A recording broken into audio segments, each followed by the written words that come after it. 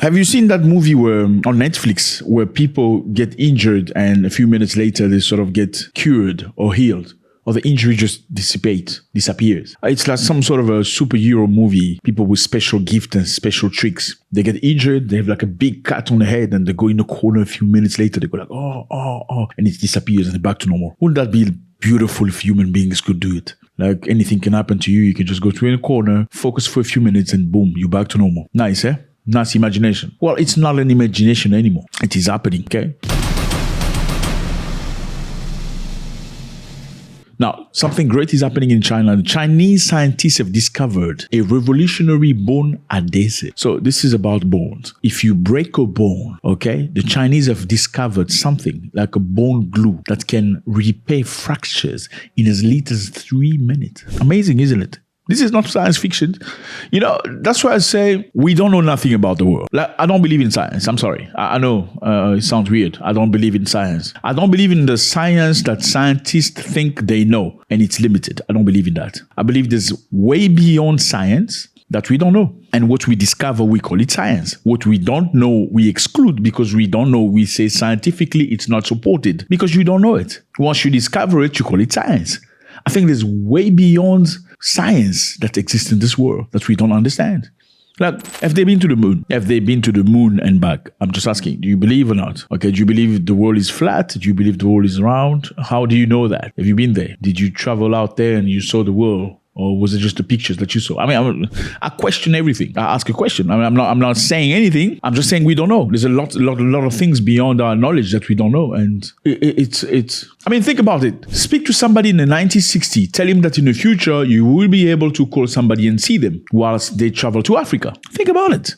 Think about it. In the 1960s, you say to somebody, you know what, just go. I'm going to call you in the future with a device where we can see each other. They will say, you crazy. Can we not do it today with cell phones? It's very easy. I mean, you're watching me right now, like I was in your bedroom with what? Your computer, your TV, your cell phone. Have you ever thought about something like this? I mean, if you were born in the 80s or 70s, was this even something you could imagine? Absolutely not. I think we live in a something we don't understand. Some people call it a simulation. I don't know if it's a simulation. Like, how do you know? I mean, Christians and Muslims and spiritual people will say it's not. It's guided by an entity. Who's telling the truth? We have no idea. Well, it looked like a dream, but it's a reality. Chinese scientists have found a glue to the bone. It's called the bone 02 that repairs fractures within 3 minutes. Okay? This is not sit home, you're going to have an operation, you're going to sit down and relax for 3 months, waiting for your... No, 3 minutes, it's done. Okay? So basically...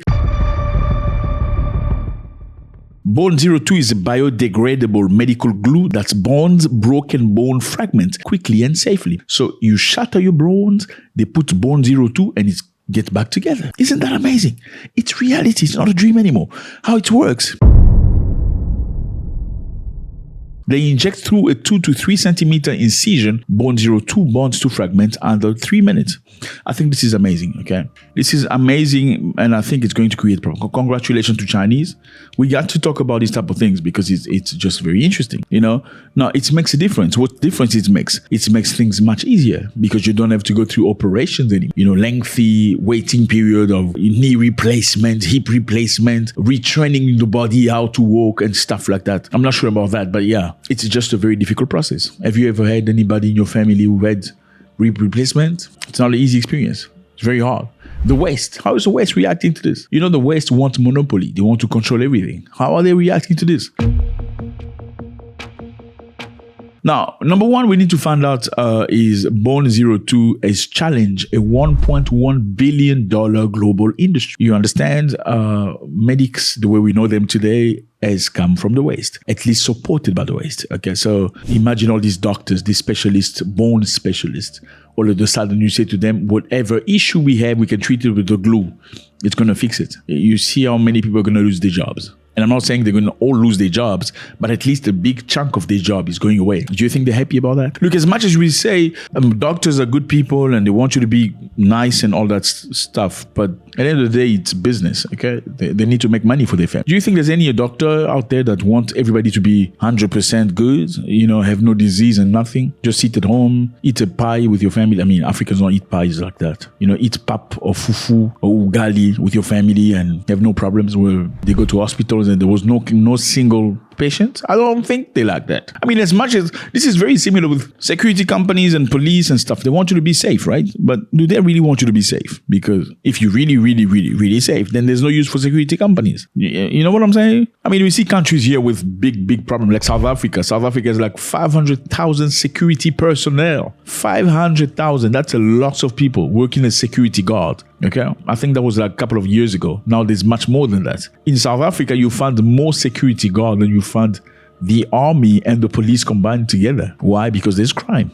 And who profit from the security companies? Big people, rich people. Do they really want, crime to stop? Big question mark. Do they want crime to stop? There's no death penalty. Death penalty deters a lot of things. If people know that there's death penalty, they won't be shooting people left, right, center like they do. They won't be stabbing people like they do. Not at all, because they fear. I mean, people that are dangerous only fear danger. Do you agree to that? Yes, dangerous people fear danger. If you tell them you shoot somebody, you're not going to have bail. You're going to get shot. You're not going to jail. Nothing. They most likely won't be shooting. If they're going to be shooting, at least it won't be at the same level they will be shooting or could have been shooting if there was no such thing. Now, is this profiting somebody perhaps? Do you think they really want no criminals at all? I mean, in South Africa, you see cash in transit being attacked, haste. Those big vans that are supposed to be armed vehicles are being attacked by individuals. These people are armed. Who's this? Is this a syndicate or something? I mean, who gives them the information?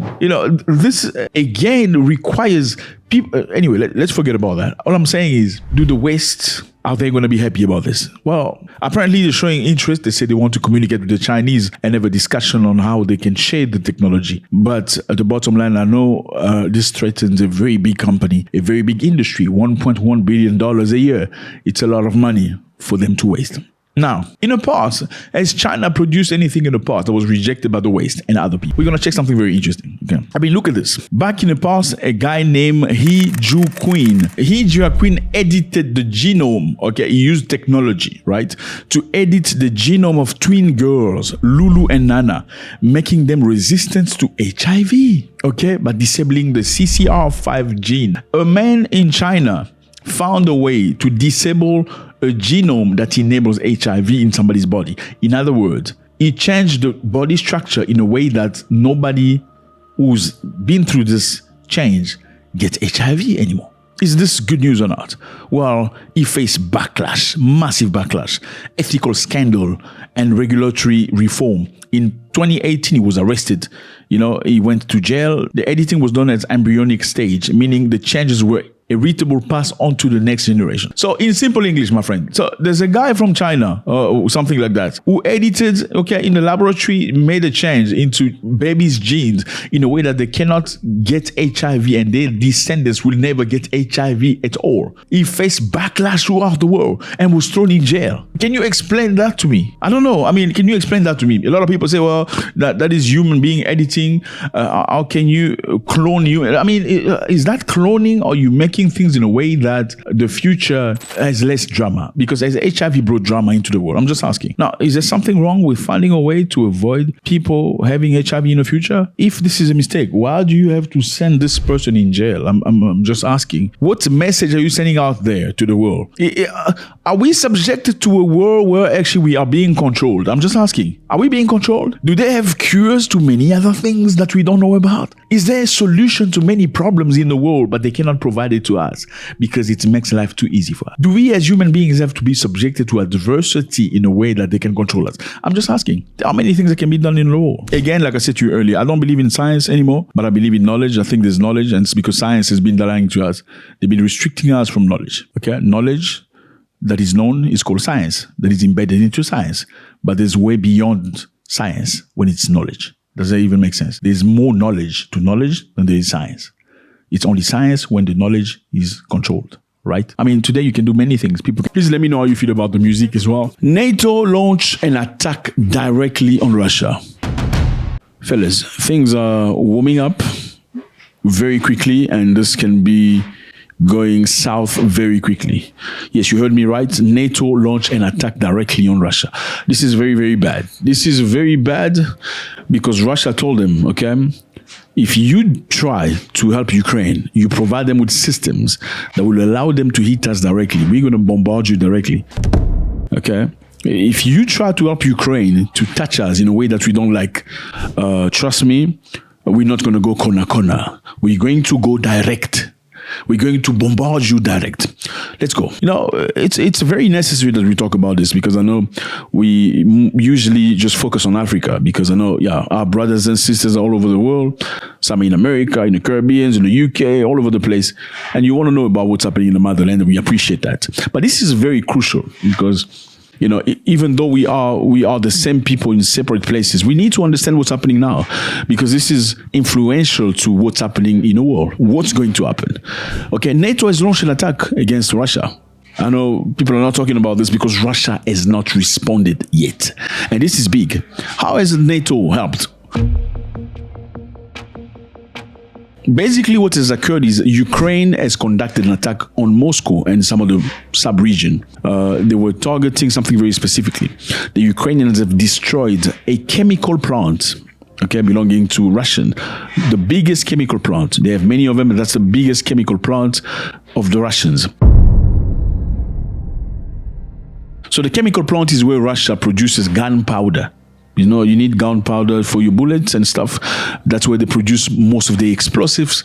That's where they produce rocket fuel for many military equipment. So number one, gunpowder is produced there. Number two, rocket explosives produced there. Number three, they produce rocket fuel for many military equipment. So as you would see, it's a crucial and very important place. Now, the Ukrainians don't have the means to hit Russia like that. But this time around, they had to use something that don't belong to them. They had to use missiles and means that came from other European countries. And Russia said, if you provide them with those tools, we're going to go to war. We're not playing with you. Ukraine used a variety of missiles and drones to hit Russians. They use Storm Shadow. Storm Shadow missiles are produced by the UK. Okay, the UK made it very clear they were going to give Storm Shadow to Ukraine, but they never gave an authorization for Ukraine to strike inside Russia. Number two, they use Neptune missiles. Okay, so Neptune missiles, for those of you who don't know, are missiles that are being produced in Ukraine because Ukraine decided, since they saw America was very reluctant in giving and providing weapons, they decided to engineer their own stuff in Ukraine so they can start hitting deep inside Russia. But obviously, they need technology coming from Western countries to be able to do that. Now, the question is, here's what? The question is, how could the Ukrainians use Storm Shadow by the UK without the UK? Because in order to use those missiles, you need elements that are very necessary, like satellite ID, GPS program, electronic directions. In other words, whether you like it or not, for you to use Storm Shadow, you will need the direct implication of the UK or the UK elements or UK military or something like that. They have to be implicated to shoot. What we know is none of the weapons are operated by Ukraine. Okay, Ukraine did not shoot. It's NATO that shot directly. Okay, they need satellite guiding system and all that stuff. They don't have it. Russia was able to capture numerous pictures of those missiles and where they came from. Okay. The timing of this attack, fellas, is very crucial because they've just conducted an attack exactly the moment where the Prime Minister of Great Britain say we are going to apply pressure on Russia. We, the Europeans, are going to apply pressure on Russia until they cease the war. We are going to apply political and economical pressure on Russia until they decide to stop the war. We must keep up this pressure on Putin. The economic pressure is having an effect, and we need to continue that pressure through further sanctions, bearing down on energy in particular, and on the shadow fleet. So on all those fronts, supporting Ukraine in the fight, absolutely clear in our support of NATO allies and others, and then bearing down on Putin. The very same day Ukraine hit them with Storm Shadow. Will Russia retaliate directly on the UK? Question mark. Are we on the verge of a world war right now as we speak? Because this is big. Because, the question is very simple. If you say to people, if you dare hit me with those missiles, I'm going to show you, and you don't do anything, what happens next? The respect goes out the window. You see that even in Africa, when people say to you, if you dare cross that line, I'm going to show you. If you're a man, cross that line. Now, if the person crosses the line and you don't do anything, what happens next? They see you as a boy because they don't take you seriously anymore. Because then they're going to touch your nose because the previous time you say, if you cross the line, I'm not going to do anything. The next time they're going to touch your nose or touch the bum of your mother, because you didn't do anything. That's how disrespect starts. The UK, France, and other countries are just waiting to see the reaction from Russia. The reason why they've not been implicated directly into the war and bombarding Russia is because they're scared of what Russia is capable of doing. So you must have limitation when it comes to respect. You must, at some point, say, you stop right there. You're not going to disrespect me beyond this. Listen, I live in your house, but you're not going to touch my balls. I'm sorry. You know what I'm saying? Sorry, that was out of hand. But yeah, you get the point. So you must have some level where you cannot accept. Russia has stated very clearly, if they use anything that belongs to you, that needs management from you, we are in direct confrontation. Do you think Putin will let it flow? Now, this is important also, the timing, because we know Vladimir Putin and Donald Trump are supposed to meet to have a discussion about Russia. So it's going to be productive. It is meant to be productive. But the key point here is what? They have not involved the Europeans. Trump is doing it by himself. Well, the Europeans want to go to war because they want to assert their authority. They want to be economically superior, dominate the market. They want their plans and all that stuff that they have to keep moving forward. Donald Trump, because he has a conservative policy, had decided to start conversation with Putin without associating the Europeans. And the Europeans are very angry about that. So another way to slow down the progress that's going to be made between Trump and Putin is to strike Russia. Strike Russia in a way that Russia responds so that Trump can say, you know what, we don't think we can move on with this. This is scary because we just found out that Russia has hit Ukraine in the most horrendous way possible.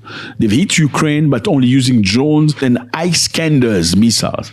So they didn't use any hypersonic missiles. They only use drones and Iskander missiles. If you look at this war, I know a lot of people say Russia is struggling. We know when America go to war, the first thing they do is what? They use bombing airplanes, right? They will send the big airplane B-2 and B-52 to go and bombard a city or destroy. This is what they did with Milenkovic in Europe. You remember? This is what they did with Iraq. They will destroy the defense system. They will destroy airports. They will destroy all the stuff. Then they will come on the ground. Well, why hasn't Russia done that? That's the question you should be asking. Why Russia has not sent bombers like Cu-160 and Cu-200 to go and destroy Kiev? It seems like they're trying to find a solution in a way that there is no too much destruction, okay? Because they are capable of doing it. Why are they not doing that? Should we say, or can we say that Russia perceive Ukraine more like a brother than America perceive Ukraine? Because when America goes to war, they destroy, they send bombers. They will bomb the hell out of you before they come on the ground. Why has Russia decided to sacrifice so many human beings on the ground fighting instead of just sending bombers and destroy and finish the war? It makes me think of that story in the Bible where there was two women fighting for a child, saying, this is my child, this is my child. They went to the king. King Solomon said, okay, let's split the child in two parts and give you one part and one part. And one of the women said, yes, I think that's a good decision. And the other woman said, no, let's not do that. Just give her the child. And Solomon took the child and gave it to that woman because that showed the brotherly love. Now, these people that are trying to go to war against Russia in Ukraine, sacrificing the people of Ukraine, do they truly have the interest of heart of Ukraine? Compared to a country, even though they are bombarding Ukraine, but they're bombarding Ukraine not at the best of their ability, because they are very well capable of grounding the entire country. They haven't done that. Now, why are they fighting? Just quickly so we can remember. Why are Russians and Ukrainians fighting? Well, history tells us that there was a moment in 1990s where Germany was split into, put on a map. You see, there was one part of Germany was East Germany, the other part was West Germany. West Germany was controlled by Western nation, and East Germany was controlled by the Soviet Union. It was two complete different places. Now, during the 1990 talks, there was a discussion about German unification. Okay, U.S. Secretary of State James Baker at the time famously had a discussion with Mikhail Gorbachev, leader of the Soviet Union. Now, the discussion said that if you allow East Germany to join West Germany, we will not go 1 inch to the left. Okay, so if you allow, in Berlin, have you ever been to Berlin before? Berlin used to have a wall that separated the two cities from left and right. One side was Western, the other side was Eastern. Two completely different political systems and everything else. Now they say if you, the Soviet Union, allowed this to be one, we will not move 1 centimeter to the right. Well, many years later, they didn't keep their promise. Okay, because shortly after, Czech Republic, as you can see, became part of NATO. Hungary became part of NATO. Poland became part of NATO. Then later on, Bulgaria became part of NATO. Estonia, Latvia became part of NATO. Lithuania became part of NATO. Romania, Slovakia became part of NATO. Slovenia became part of NATO. Now, you're seeing on the map the way the Soviet Union used to be, Russia was kind of protected. Now, all of a sudden, NATO has moved right like never before. And now Ukraine wants to be part of NATO. In 2014, there was unrest in Ukraine. Okay, the president in Ukraine back in time was pro-Russia. The European tried to give him billions of dollars in investment to be pro-Europe. He refused. He accepted the money Russia offered him. Now, Victoria Nuland, this lady right here, made sure she organized. Yeah, she's a master. She's a woman, but she's not a woman like that. She organized the unrest, supplying them with money and weapons and stuff. They overthrew this president who was democratically elected. That's when Zelensky came into power. Now, Zelensky obviously is pro-West. Zelensky wants to be part of NATO. Now, the Russians feel like if Ukraine becomes part of NATO, that's a big danger for us. Because a missile coming from Kiev to Moscow with nuclear head, it's 5 minutes. How do we protect ourselves? That's why they're pushing back. This is obviously the Russian rhetoric. And Ukraine feel like Russia shouldn't be controlling any part of Ukraine. Russians feel like Ukrainians are part of Russia. That's what the situation is. Let me know how you feel about this, fellas.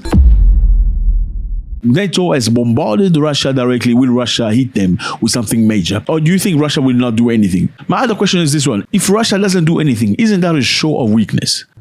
Thank you very much. I see a lot of statistics. I was looking into statistics lately. Some of the team was showing me statistics. I want to say thank you very much for the people of the United States of America. Thank you for the brotherhood. Thank you for coming back to the channel and watching. And we do this for you, okay? We do this for you. Thank you for the Caribbeans. We see you all over the place. Jamaica, Trinidad, Tobago, St. Kitts. All of you. I can't name everybody. I appreciate you guys. And I want to thank very much the people of South Africa for repeatedly coming. San Bonani, Dumelang, Tobela. I see you. Thank you so much. Okay, Molweni, thanks to the people of Africa as well for coming back. I appreciate you. Like I said earlier, my name is Zack. This is your first time. You are very welcome. First thing first, please click on the button. Like. Okay, can we all do this? Can I please ask you to do this?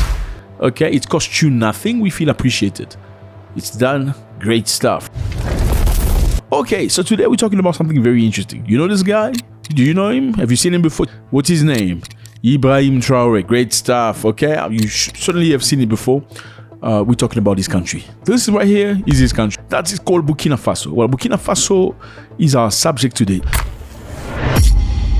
The subject is clear. Today we're talking about the brand new laws that have been implemented in Burkina Faso. And I think it's very interesting because it's going to set ground for how you perceive Africa and how our countries in Africa should perceive themselves in the future.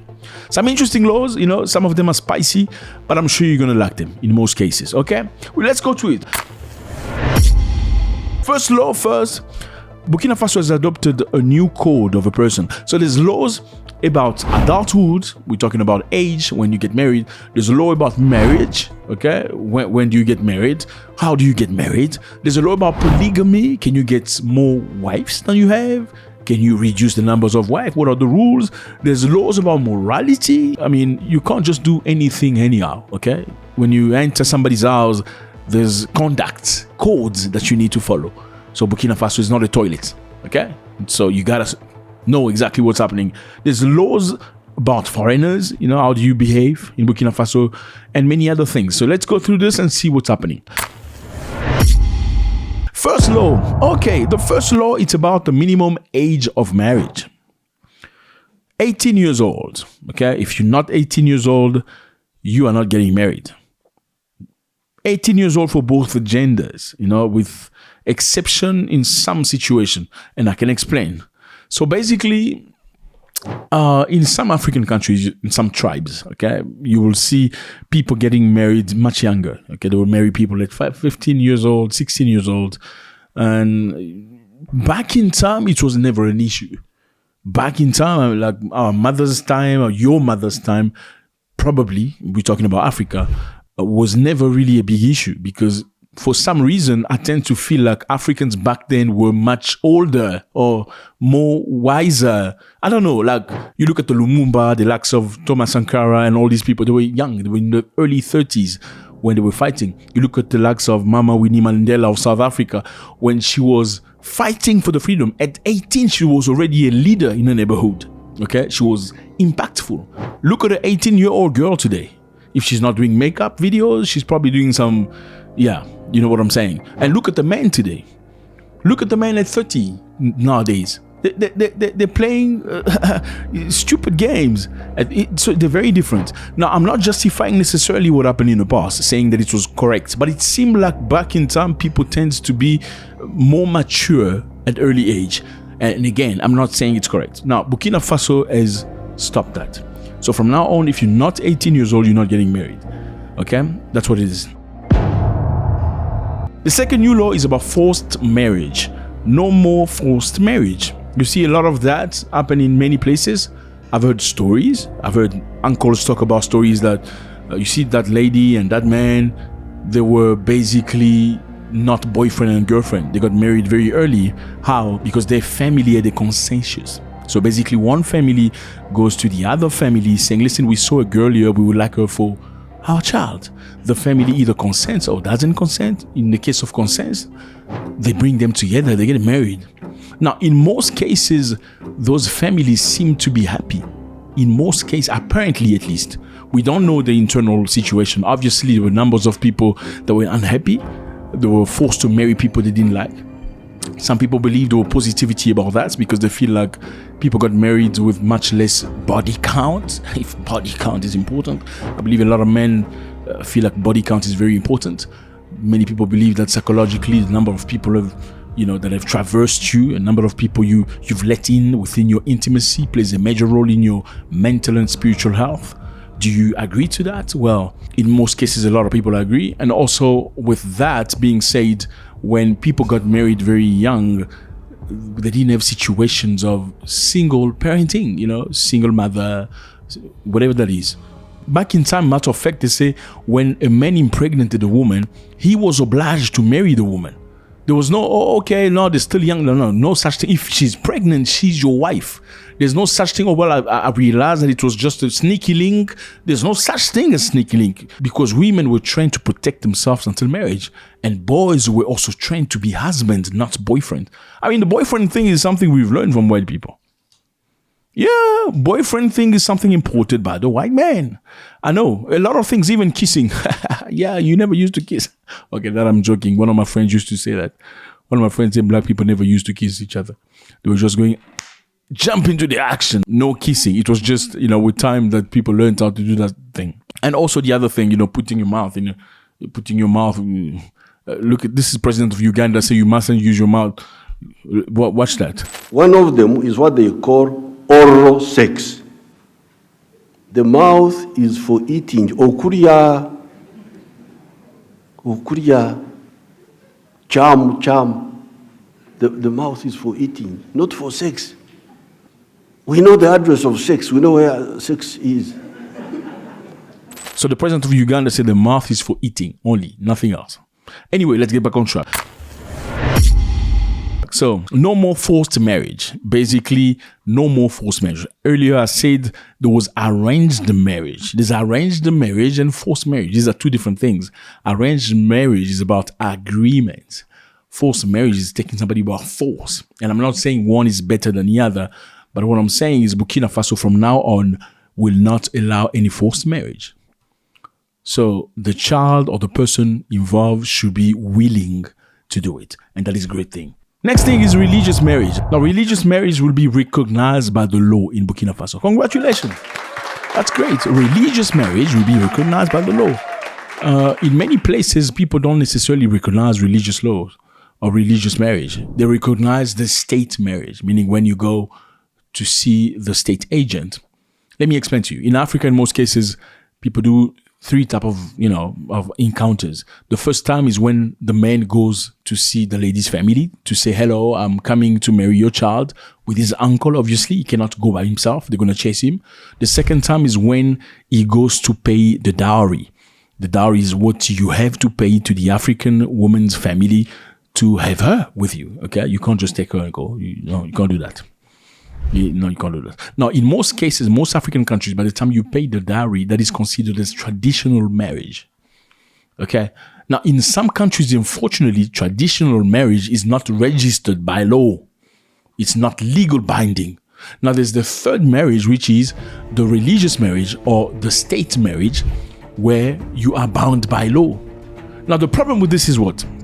Sometimes some people got married only religiously or traditionally. And as it goes, sometimes the husband passes away for natural reason or for anything. And what happens like when a woman's husband passes away without her having to do legal or state marriage, she loses the rights to the husband's good. Like the house, the car, the thing, she loses the right. And it's very sad because in many places in Africa, they will come looking for her to take things from her. That is very sad. Yes. I mean, I remember one of my sisters, okay, when her husband passed away, the husband's family came to my sister's house wanting to take the TV, to take the microwave, to take the bed, to take all his clothes, his watches, his cell phone, everything. Okay, I don't endorse that. Those people are not even from my tribe. So it's tribe by tribe. They have different things. In their tribe, people can do that. And it was very sad. And I remember I stood up. I wanted to stop them from doing that. And one of my cousins said, do not do that. We understand how strong you are. We understand your influence, but do not stand between her and that. Let her go through it so they can remove that ring. And I know it's very sad because a child wants to keep memories of his father by keeping his father's shirt or shoe.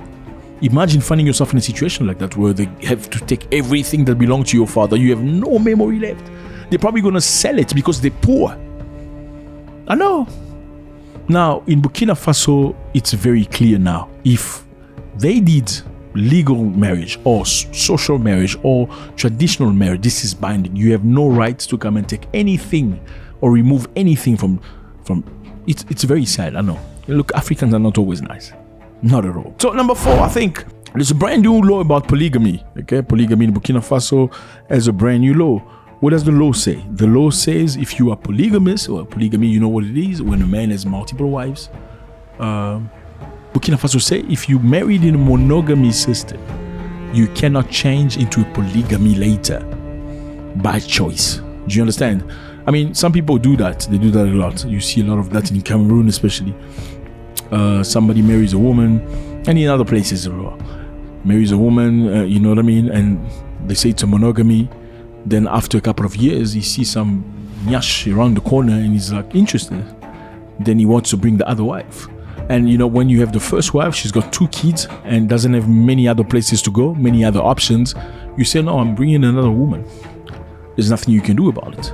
And unfortunately, it's happened so much because in most cases, many of these first wives had no jobs. Okay, so they depended on the husband financially. So with 2 or 3 kids and the husband is looking to get another woman and you don't have finances with you, how much options you have? So in most cases, a lot of them stayed and they agreed finally to this position. Now, the government say you cannot do that no more. Finished. You cannot just out of your mind say, okay, I met Jessica in the street. She got a lovely nyash and I want to add her on the number. From now on, you're going to be 2 or 3. Not anymore. Congratulations to Burkina Faso for that. I think it's a lovely thing. You know what I mean? Unless you have an agreement with your wife saying, listen, baby, I think I want to have another wife for whichever reason. And she has to agree to it. Then you can do it. But you cannot force her into anything she doesn't want anymore because you're going to be punished by the law. The other law in Burkina Faso is polyandry. Polyandry is a law where women have multiple men. Okay, you see that in some places in the world. I think some of the last polyandrous marriages were found in DRC, some places in DR, in Kasai. You would find that. I'm not sure whether it's still on, but you find polyandry as well somewhere in Asia. And I think that was made for economical reasons. A woman will marry 2 brothers for resources. Okay, she was usually in that setup. I just found it absolutely weird. Like, how do you have the same woman as your brother? Whose children are those? I mean, disgusting. Polyandry in Burkina Faso is banned. And I know the feminists are here, they're like, no, why? Why do you allow polygamy and ban polyandry? That's not fair. It doesn't sound fair. I know, but the bottom line is, society has stated that it looks better when a man has multiple wives than it looks when a woman has multiple men. Now, the next law, it is activities that threaten family values. Now, they're talking about activities that threaten family values here. So there is, number one, as you would perhaps anticipate, because it's Africa, criminalization of men and men doing each other. You know what I'm saying? Yeah, that is banned. Banned in Burkina Faso. It was not authorized in the past, but now they've passed a law. It's officially banned. If you do it and you get arrested, you're going to have to pay $3,000 to $15,000. And I know some of my friends here do that. But look, everybody has a choice. It's your body. It's your life. But not in Burkina Faso. So you can do it wherever you are, whatever you like. Not in Burkina Faso. Well, it's not an exclusivity of Burkina Faso. In Africa, we have Uganda as well that voted the law banning completely those activities. So basically, they're saying any activity that threatens family values, whether you want to be with another man, whether you're with a nyach, you want to be with another woman, whether you want to be with a tree, whether you want to be with an animal, it's not accepted in Burkina Faso. There's no explanation to that. If you're arrested, you're going to have to pay $3,000 to $15,000 fine and go to jail from 2 to 5 years. That's a lot. And if you're a foreigner doing that, the best chances you get after going to jail, you're going to get expelled from the country. So just be wise, brother. You want to do whatever you want to do it. When you go to that place, don't do it. Just respect other people's culture. I think it's as simple as that. The same way you respect Dubai, you respect Abu Dhabi and all that stuff, Saudi Arabia. You don't go out there, whether you do it or not, you hide yourself, right? So is it fair? Well, it's their country. They make whichever choice they think it's good for them. Now, Burkina Faso has also a law about losing nationality. Okay, people can lose nationality. You can lose nationality if a Burkinabe citizen voluntarily acquires another nationality without notifying the government. They may lose their Burkinabe citizenship. Okay, so you want to change your nationality or you want to have another one, you must make sure that the government is aware of that. Number 2, if a foreigner marries a Burkinabe person and can apply for nationality after 5 years, there are some level of offices he cannot enter. Okay, some services he cannot do. Like being the president or stuff like that. Because surely, where are your loyalty if you were born in Mexico? You know what I'm saying? Is that correct or not? The next law is servicing. If you as a Burkina Faso man go to another country and you serve as a foreign army, you're going to lose your nationality. How is that possible? Well, a lot of European nations recruit people in Africa to go fight for them. Like the French. They have a French external legion or foreign legion where they hire only foreigners to go fight for them. And they pay good money. So if you do that, you're going to lose your nationality. So that's what it is, fellas, about Burkina Faso. I think it's a very interesting thing. I want to know how you feel about it. The first change is about age.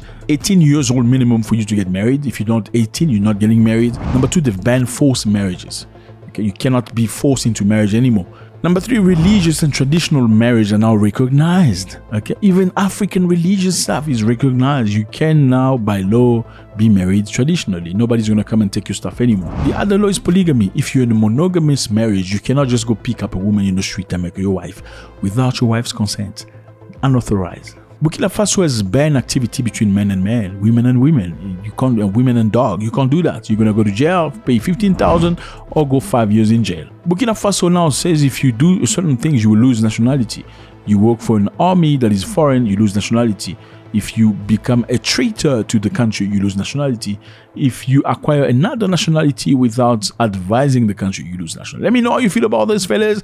Again, if you have not done this, please do this. Okay, is it done? Appreciate it. Now, drop a comment because we need this channel to go further. It has to make sense. And I appreciate you again. I will see you again on the next time. We come back every single day. 3 times a day. Fellas, Akon's wife of 29 years has filed for divorce. 29 years. Filed for divorce. It's crazy, yeah? I see you shaking. Yes. Mwekassa, Akon's wife, 29 years of marriage, filed for divorce, and she wants a part of the cake.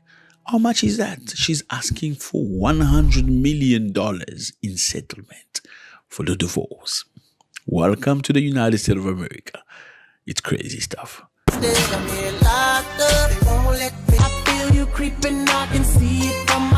I mean, people do divorce in Africa, but let's stick to Akon, okay? Akon's wife of 29 years filed for divorce, and she wants $100 million. And this is crazy stuff. The craziest part is still to come. The craziest part is they've just found out, everybody's shook, to be informed that Akon has been found to only have in his balance $10,000. Yes, Akon. You know who Akon is. He's a big artist, big figure, in entertainment from Senegal, where he was born, moved to the United States of America, I believe. Not 100% sure what's happened in his childhood, but yeah, he's made a big name for himself. And Akon, who's known for big businesses, big enterprises, big investment, electricity, energy, and Akon Town and all that project stuff, to be found with only $10,000. Now, reports say that most of the money, most of the assets Akon does have are all registered on his mother's name. Crazy stuff. So basically, his wife of 29 years, Mwekassa, has filed for divorce, asking for $100 million. I mean, a woman doesn't ask for $100 million, not knowing exactly what a man's got, right? So she knows what he's got. Because I know generally it is estimated that Akon is about $80 million, but she filed for $100 million, surely because she understands and knows her husband, okay? But then they found out that the man in his bank account only has $10,000. And I see many fellas here. Many fellas are very happy, laughing, saying that she tried to extort him and that was unacceptable and stuff like that. Do you really feel that way? Don't you feel that she deserves some recognition for 29 years of her life? I mean, giving 29 years of your life to somebody is it's not a game. It's a lifetime. 29 years of contribution, of sharing, of building together, of listening to one another's pain, of soothing one another. And I know Akon is not necessarily the most easiest person to be with.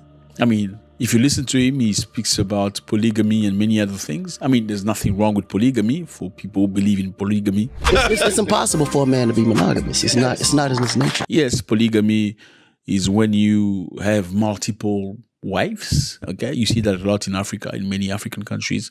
Yeah, many African countries. Uganda, Kenya, South Africa, Ouagadougou, Burundi, you find polygamous couples. Senegal.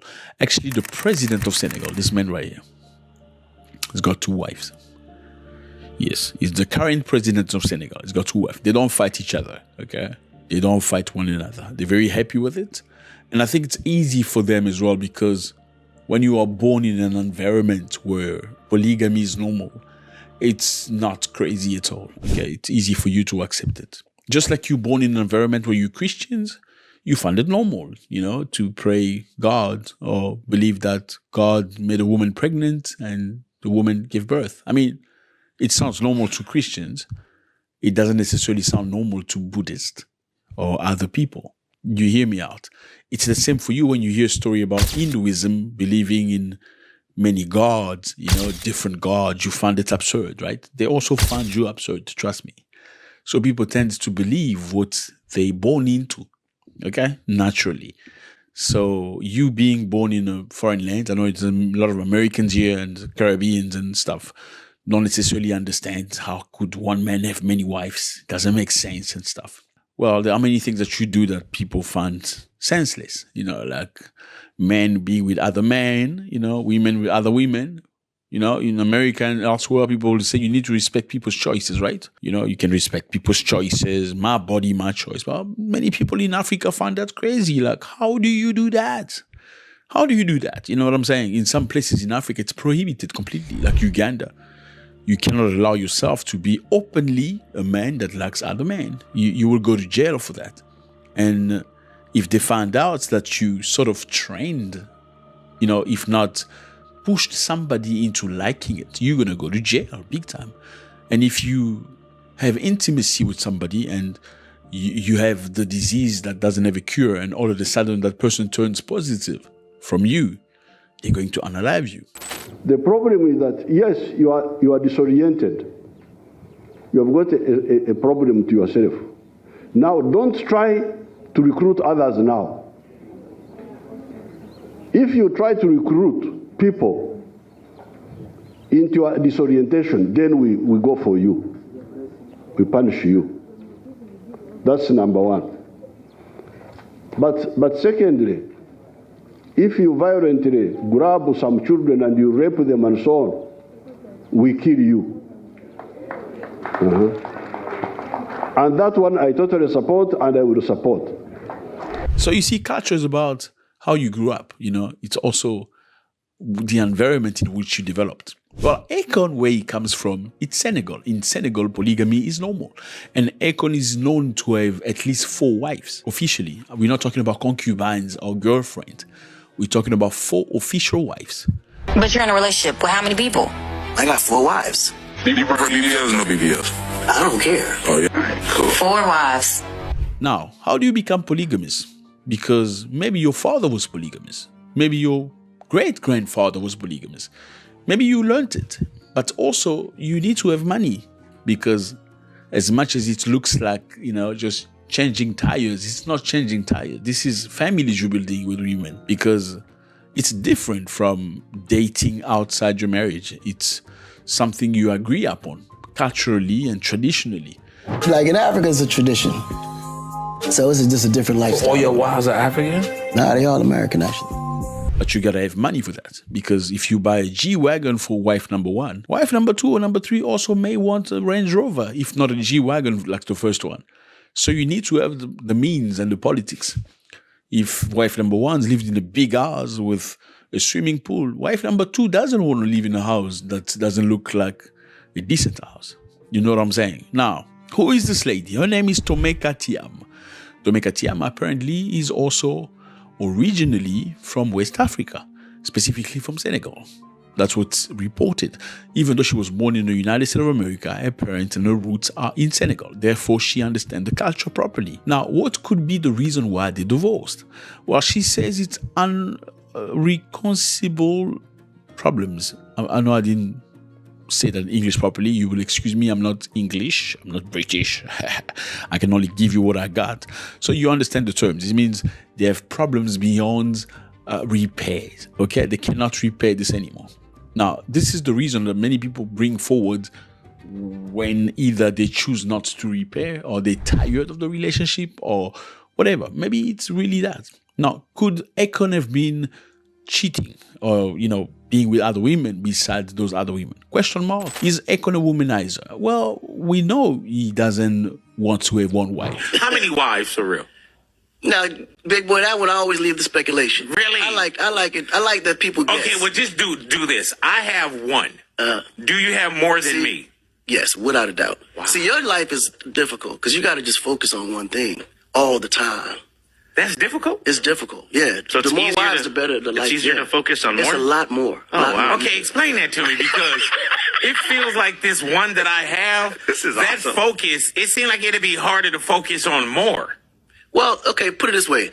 And I would hate to put an analogy this way because I don't want it to be taken differently. But it will. You have social media. Yeah, it will anyway. So what? So let's say hypothetically you got 4 Ferraris, different colors. Right.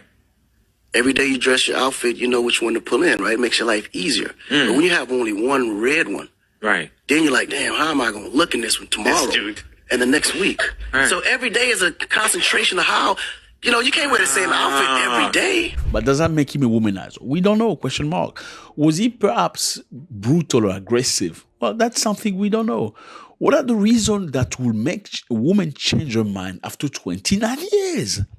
That's very, very important to find out. It must have been either something really, really deep. I'm just thinking for myself here. For me to turn my mind, turn my heart away from you after 29 years, what have you done to me? You must have done something really, really. Maybe you have slept with somebody. Okay, that's, yeah. Yeah. You insulted my mother? I don't know. Like 29 years. I know women to be very strong. Usually they will take it. But 29 years and decide to leave? What has Akon done to this lady? Question mark. Now, my issue is this one. Should she... No, before we get to that, let me continue with another story. Then I'll bring a conclusion to this. Now, this is not the first time, okay? I know a lot of people feel very angry. A lot of people are happy for Akon. Women are very angry because, I mean, after 29 years, you find out that your husband has $10,000 in bank, not 100 million. You know, that's a major disappointment, definitely. Well, something like this is not the first time it occurs. It has happened many times before in the past. There's a story of a soccer player named Hakimi. I don't know if you heard of Hakimi Ashraf. You know, this man right here, originally from Northern Africa. He played soccer his whole life in Madrid. He learned how to play soccer and went to be signed by one of the biggest clubs in Europe, in Real Madrid. He was a very good player. You know, he was signed up, making big money and stuff like that. At 24 years old, he was married to a woman. Hiba Abouk, 36 years old. You can see there's a big age gap. Okay, 24, 36. How many women do you know at 36 would marry a man at 24? For the name of love? Not very much. Because when a man is 2 years younger than you already, you go like, nah, he's too young. Especially if you're in the same tax bracket, right? So what kind of reason would let a woman marry a man that's literally 10 years younger, if not more? You better ask yourself a question. Well, the man was a multi-millionaire, you know, great soccer player from a big team, okay? And she had a career as well as an actress and also as a model. She was beautiful, surely, but the man was an asset.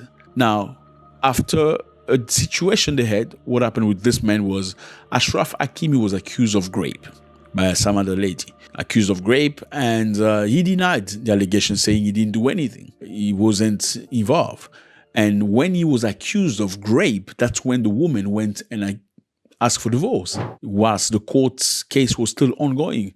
So many people blame her, saying she didn't support him. She didn't provide him with support. I mean, you have a husband. If you love your husband, even though he's accused of rape, and especially if he denies the allegation, why don't you support him? Why do you divorce your husband whilst he's going through a very difficult time? And I know maybe they had other issues and other difficulties because she said she was looking to divorce him anyway before the rape allegation. But why did she lay the issue to court whilst the man was already in trouble with an allegation of rape? Now, guess what happened? After she asked for divorce, expecting tens of millions of dollars, well, they found out that the assets of the man were registered under his mother. It's his stuff, isn't it? So he could not give her anything. Matter of fact, she was the one to give him half of her money because she had literally more money than him officially. Now, is this malicious? Is it smart? I don't know. You let me know how you feel about that. Do you think the woman should have given him the benefit of the doubt because that's her husband? Or maybe because she knows that's her husband. It's not, maybe not the first time, you know, they've been to situations. We'll never know. We only hear the stories that come out. Maybe she accepted many times, many things that we don't know about. And that was just a situation that was too much and she just couldn't handle it. Well, the bottom line is later on, after the verdict came out, he was not guilty of rape, okay? And the woman he married was the one to give him money. Was that a good thing or malicious? I mean, there are many cases. There's a situation of Israel Adesanya. Remember the MMA guy? Yes, the woman took him to court and stuff like that. And I don't know what he did, but he had nothing to pay to her. And actually, she was worth $500,000 and she was to pay him $500,000.